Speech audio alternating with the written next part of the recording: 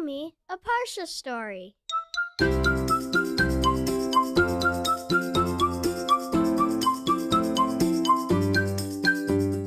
Welcome to Parsha House. As we continue to look for ways to support our family in Israel, I am hopeful that this Parsha story can be a part of that by helping us grow our Torah learning and how we treat each other. Trevor Levy moved with his family from London, England, to the west side of Manhattan. Trevor was 7 years old. He began second grade in his brand new school. And as you can imagine, he was quite nervous because he didn't know any of the children in his class. On the very first day of school, Trevor was most excited about recess. I'll get to play outside with the children, and that's going to be so much fun. Well, it was 10:10. A bell rang, and the teacher said, "It's recess time." And all the children lined up and walked outside to the field. And as soon as they got on the field, they started running. They had brought their mitts with them, and one of the children brought a bat. They quickly chose up teams and began to play baseball. Trevor did not quite get what was going on. Back home, his friends played soccer during recess, and he was actually an excellent soccer player. Trevor's team was in the field first. The first child was up at bat. His name was Mikey, and he hit a ground ball. When it came towards Trevor, Trevor knew just what to do. Trevor kicked the ball to the catcher. He was trying to get a goal. And all the other kids on the team started shouting, "Throw it to first! Throw it to first! Throw it to first!" Trevor stood there dumbfounded. He had no idea what to do. He had no idea what they were talking about. How could he throw the ball? He knew the rules from back home. No touching the ball with your hands. Oh my. The kids on the other team realized what was going on. The kids on Trevor's team realized what was going on. And now he was starting to get a little bit worried about how this recess was going to go. There were 3 outs in the field. His team was up. This was clearly not soccer, but what in the world was it? Some of the children laughed at Trevor, and he walked off the field feeling dejected, feeling like, I don't want to make a further fool out of myself. I don't want to be up when my team is up. The bell rang once again, and recess was over, and the children lined up to walk back into the school building. Trevor could hear somebody pitter-pattering behind him, running up to him. It was a friend in his class named Max. "Wait up, Trevor, wait up." Trevor was so embarrassed, he just continued walking with his head down. Max caught up, and Max was lovely. "Hi, I'm Max. I see that you don't know how to play this game. Let's have a play date after school today, and we can play together. I can teach you, and you can practice. Because I believe in you, Trevor. You can be an awesome baseball player." That day, Trevor learned the rules of baseball. He and Max just kept playing and playing and playing until it was dinner time, and Every day after that, Max and Trevor practiced and played together for at least an hour, often more. They became such good friends. They were great buddies. Trevor joined Little League, and he became one of the best players on the team. He was forever grateful to Max for his kindness, for his friendship, and for his patience. And now Trevor knew how to play soccer very well and also baseball. As they continued to grow through the grades, 3rd grade, 4th grade, 5th grade, as Max and Trevor grew up, they continued to stay close.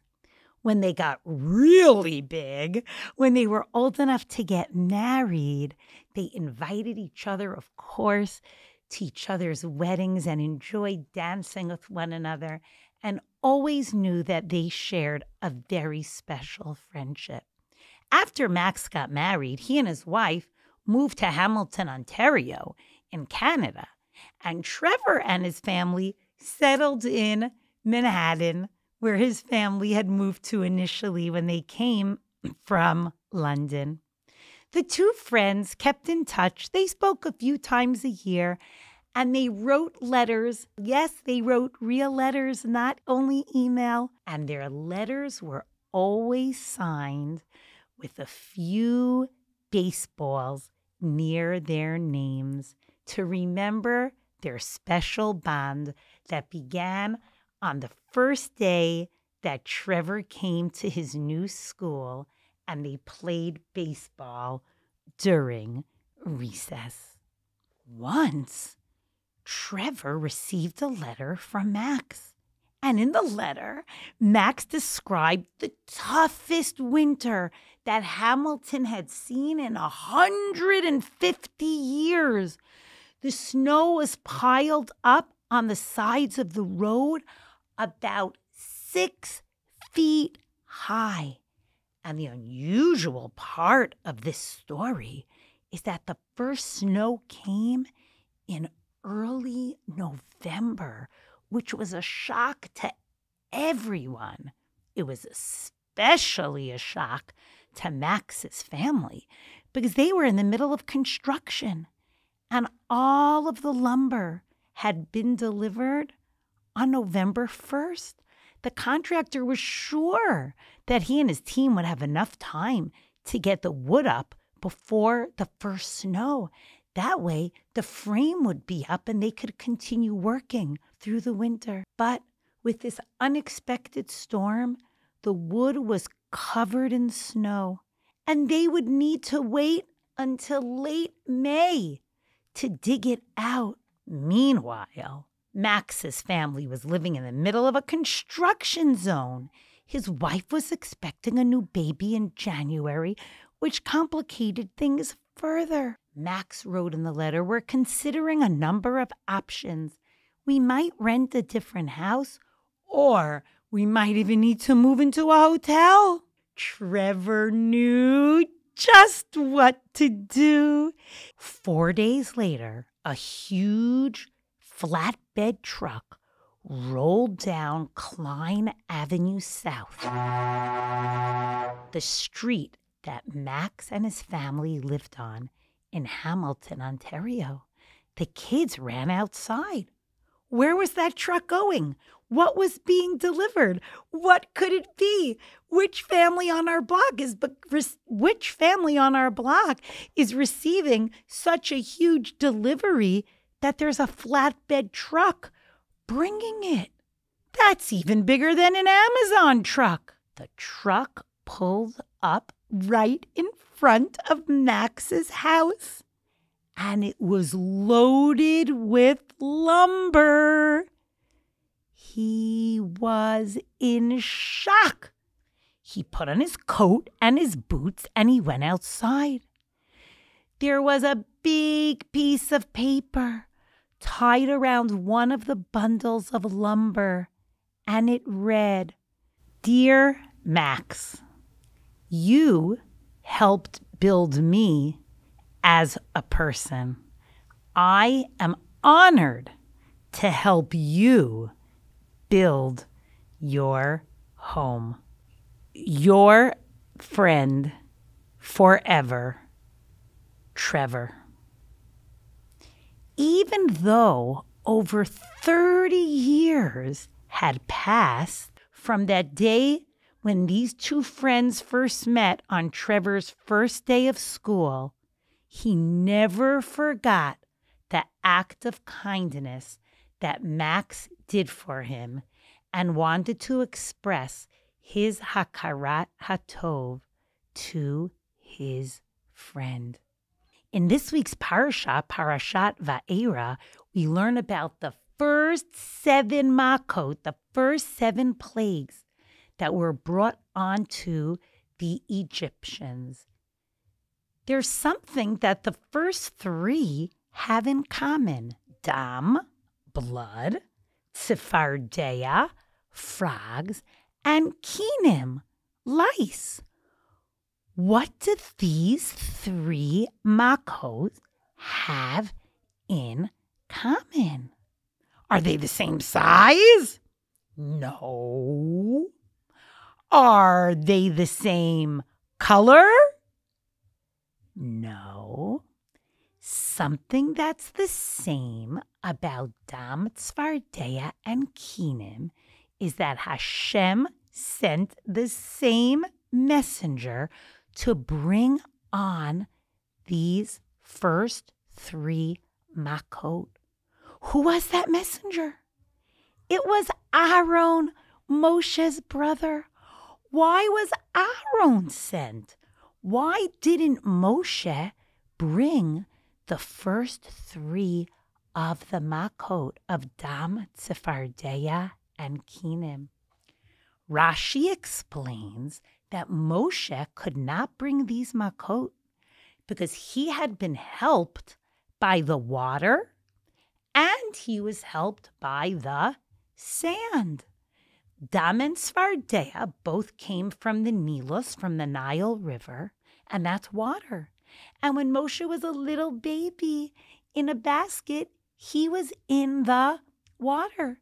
And kinim came from the ground, which also helped Moshe when he needed to bury the Egyptian. Moshe had hakarat hatov to the water and to the ground.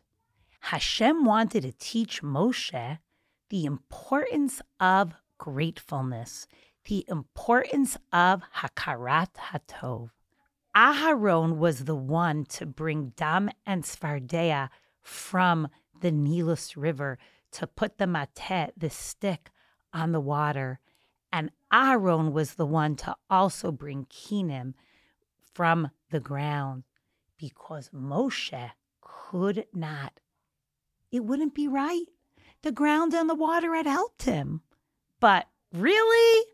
Does water have feelings? Does the ground have feelings? When you turn on the water in your bathroom sink and you start washing your hands, if you would clap your hands together, would it hurt the water? No. If you take a baseball bat and hit the ground, will the ground feel hurt? Does the ground have feelings? Hashem is teaching a very important lesson to us. Even if the ground doesn't have feelings, even if the water doesn't have feelings, we still don't do anything negative to that object because we want to be the kind of people that express gratefulness. We want to be so sensitive and remember to be so grateful for everything that is done for us, even in this case, when it was an object, not even a person. And that is a lesson that we can learn from this week's Parsha and bring into our lives. May our efforts to do so serve as a zechut for our beloved Chayalim and our brothers and sisters in Israel. Shabbat Shalom.